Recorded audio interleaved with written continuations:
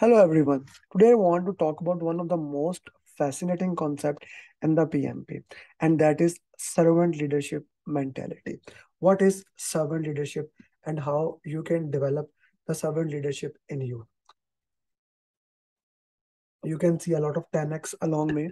Basically, I have started this movement that reduce your PMP time by 10x. This means if you are doing PMP in 1 year, we can help you to do it in 1.5 months, maybe. So let's talk about servant leadership mentality.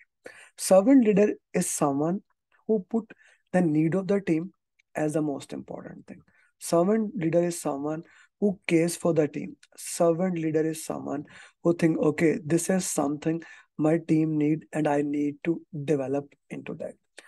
The key important point is that you have to have a active listening skill, or I can guess that good listening skill, observing the non-verbal cues to really understand what are the needs of the people.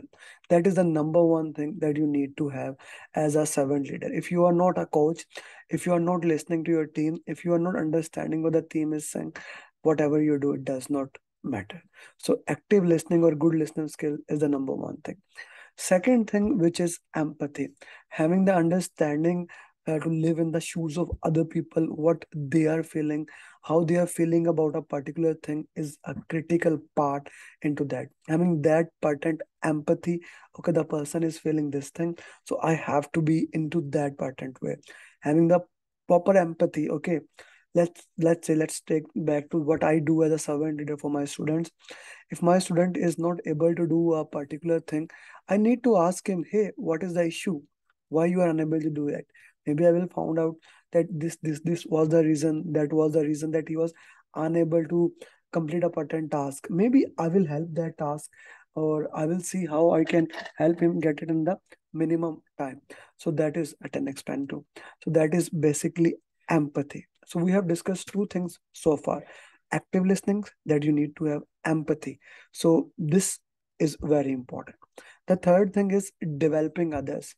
Now this can be in a different way, but as a servant leader, you need to look at the holistic wellness of those they lead. They need to develop their team to do well mentally, spiritually, physically, emotionally. So it is not just one thing. You have to look at the every single parameters, how things are, how people are thinking, how you can work into that, and how we can put that into that context. This is a very critical task. You need to develop it in the context of PMP. At the start of the project, you need to develop the team as a overall skills. Throughout the project, you need to identify individual skills, and then you need to develop those pattern skill in each team member. That's a very important thing. So we have discussed good listening skill, empathy, developing others. Then the next thing comes emotional intelligence and awareness. So emotional intelligence helps servant leader identify the strengths, weaknesses, opportunity, and strengths in the team member. That old SWOT analysis. How you can identify the strengths of the team members, the weaknesses, what are the opportunities in the market, and what are the threats the team members are facing. Guys, emotional intelligence is kind of the number one skill that you need to develop as the AI is going to be developed, as things are moving in a rapid direction. People are confused. Understanding this emotional intelligence, which actually consists of five things: know yourself, manage yourself. If you know yourself, manage yourself. Know others, how what motivates them, using empathy and using social skills. This is a combination of emotional intelligence. It's kind of a very important topic. Do put in that comment, do you want me to make one video specifically only on this topic, that is emotional intelligence? I will do that. Then you need to have a persuasion skill, because as a servant leader you need to pursue the team.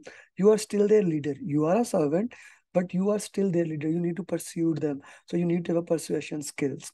You need to have a holistic view or a big picture thinking, how the entire things fall into a place.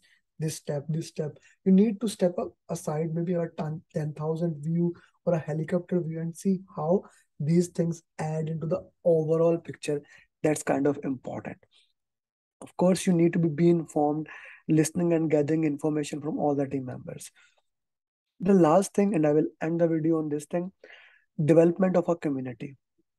As a servant leader, you need to develop the community. You need to build strong teams. It's your responsibility to build working environment, safe working environment where the team can work, where their personal and professional goals are aligned. You need to improve agility. Without like servant leadership, there is no agility. It does not exist. You need to arrange that training. You need to motivate them. The culture has to be people oriented.